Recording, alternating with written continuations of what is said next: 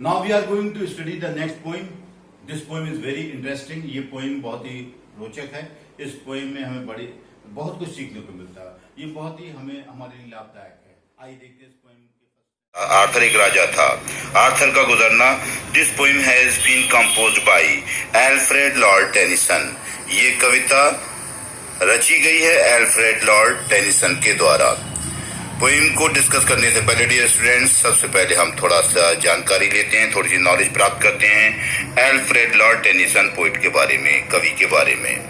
Dear students, about the poet, कवि के बारे में हमें ये पता लगता है कि Alfred Lord Tennyson was born, पैदा हुए थे इन 1809 ईस्वी में एट सॉमर्सबाई में इन लिंकनशायर, जो कि लिंकनशायर में है, एक जगह है सोमर्सबाई. वहां पर 1809 ईस्वी में एल्फ्रेड लॉर्ड टेनिसन का जन्म हुआ था.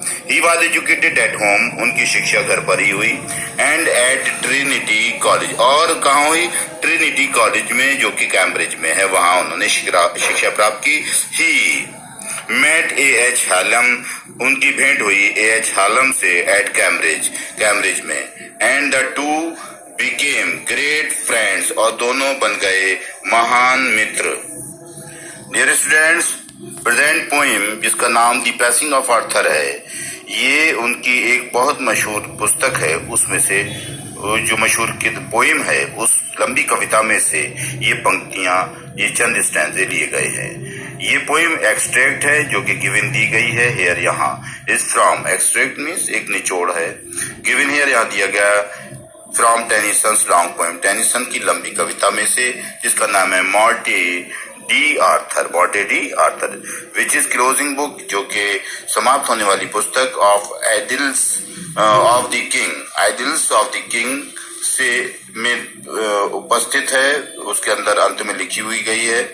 Arthur the son of the king, Arthur Raja Arthur था, और जो बेटा था ऑफ द किंग उथर पेंड्रागॉन का पुत्र था. वाज ए माइटी किंग, एक शक्तिशाली राजा था ऑफ ब्रिटेन का. इस पोएम में जो जिस राजा आर्थर का जिक्र है, वर्णन है, उसके बारे में थोड़ी सी जानकारी हमें यहाँ प्राप्त करना है. Dear students, he instituted the order, उसने इंस्टीट्यूटेड स्थापित किया था आदेश ऑफ नाइटहुड का, नोन जो कि जाना गया एज द राउंड टेबल, गोलमेज कानून के रूप में जाना गया. ये नाइटहुड का जो नियम था, जो कानून था, वो उस समय स्थापित किया गया था. The king was wounded. अब इस पोएम में जो वर्णन है डियर स्टूडेंट्स, उसको हम डीपली देखते हैं, थोड़ा सा आइडिया लेते हैं इस पोएम का. द किंग वाज वुंडेड, राजा, कौन सा राजा? राजा आर्थर. वाज वुंडेड, घायल हो गया था. इन दी फाइट, लड़ाई में, अगेंस्ट हिज नेफ्यू, अपने भांजे के विरुद्ध. हु हैड रिबेल्ड, जिसने क्रांति की कर डाली थी, अगेंस्ट हिम, राजा आर्थर के खिलाफ. The wounded king Arthur, Raja Arthur is going, जा रहा है, विद हिज 3 क्वींस, अपनी तीनों रानियों के साथ, to the island of Avilion द्वीप पर, फॉर रिकवरी, अपनी स्वास्थ्य प्राप्ति के लिए. वो घायल हो चुका है और अपने स्वास्थ्य प्राप्ति के लिए वो वहां जा रहा है. ही बिड्स गुड बाई, वो अलविदा कहता है. गुड बाई किसको कहता है? टू हिज फेवरेट नाइट बेडिवियर, अपने प्रिय योद्धा बेडिवियर को.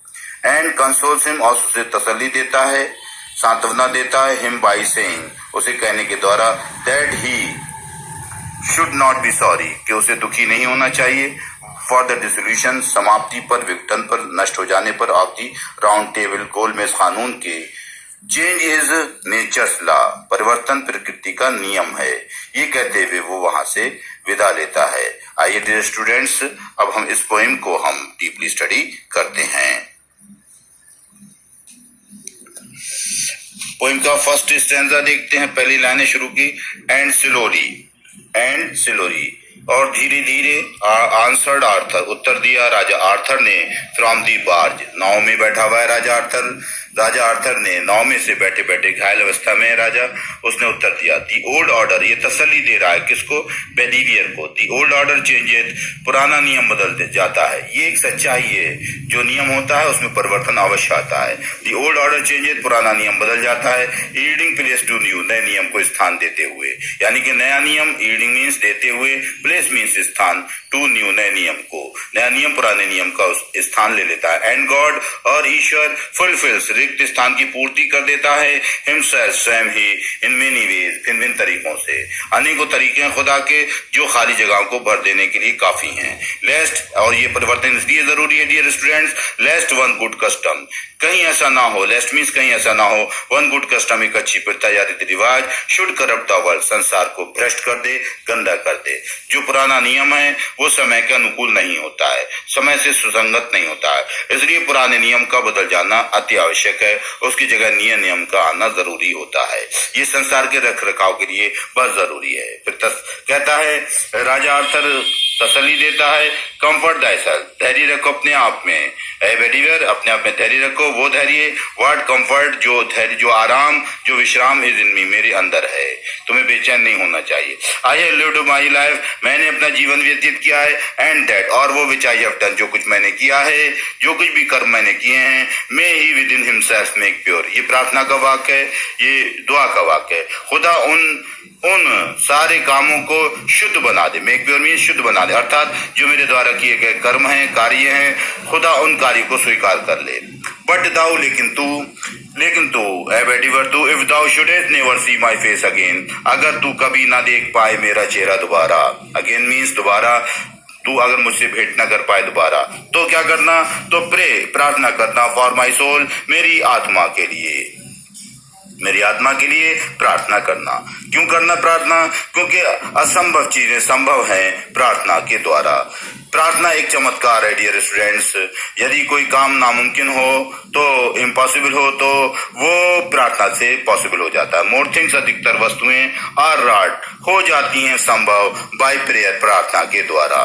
यानी कि ए बेडीवियर, अगर कोई काम असंभव है, अगर तू मुझे नहीं देख पाए, तो तू मेरी आत्मा के लिए प्रार्थना करना। Then this world dreams of, अपेक्षा में इस संसार के जिनके बारे में ये संसार स्वप्न देखता है, जिन चीजों के संसार के लोग स्वप्न देखते हैं, वो चीजें साकार हो जाती हैं। काय के द्वारा डियर स्टूडेंट्स? प्रेयर के द्वारा, प्रार्थना के द्वारा।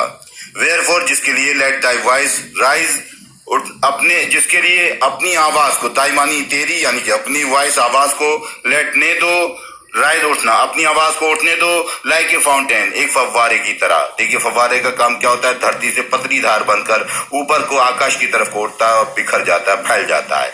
ऐसे प्रार्थना मुंह से निकलकर पूरे संसार में फैल जाती है। Rise like a fountain for me, मेरे लिए प्रार्थना करना, रात और दिन, नाइट एंड डे, रात और दिन, हमेशा मेरे लिए प्रार्थना करना। फॉरवर्ड, जिसकी वजह से आर मैन बेटर, मनुष्य अधिक अच्छे होते हैं, देन शीप और गॉड्स, अपेक्षा में भेड़ों, गॉड्स बकरियों, और भेड़ों की अपेक्षा में जो है वो मनुष्य अधिक अच्छे होते हैं। यानी प्रार्थना ही मनुष्यों को पशुओं से अधिक श्रेष्ठ बनाती है। दैट नरिश, प्रार्थना जो कि पोषण करती है, शक्ति प्रदान करती है, ए ब्लाइंड लाइफ, एक अंधे जीवन को, यानी कि प्रार्थना अंधे जीवन को प्रकाश प्रदान करती है। विद इन द ब्रेन, साथ ही साथ मस्तिष्क को भी प्रकाश प्रदान करती है, अंधेरे मस्तिष्क को भी प्रकाशित करती है। इफ नोइंग गॉड, अगर खुदा को जानकर, they lift not hands of prayer, वे प्रार्थना के हाथ नहीं उठाते हैं, बोथ, दोनों के लिए, फॉर देमसेल्व्स, उनके लिए, एंड दोज, और उनके लिए, अपने लिए और उनके लिए, अपने लिए और उनके लिए, हु कॉल देम फ्रेंड, जिनको वो दोस्त कहकर बुलाते हैं, तो वो अगर प्रार्थना के हाथ नहीं उठाते हैं तो वो पशुओं से अधिक अच्छे नहीं हुए, पशु समान हुए।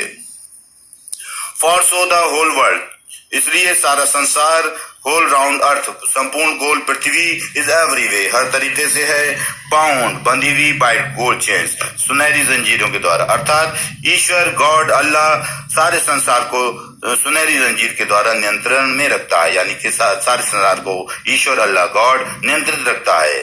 और about the feet of God, ये सारी सुनहरी चैन से बंधी हुई ईश्वर के पैरों के आसपास। बट नाउ फेयरवेल, लेकिन अब अलविदा, चलते हैं बेडीवियर, खुदा हाफिज, अलविदा, ये कहकर वो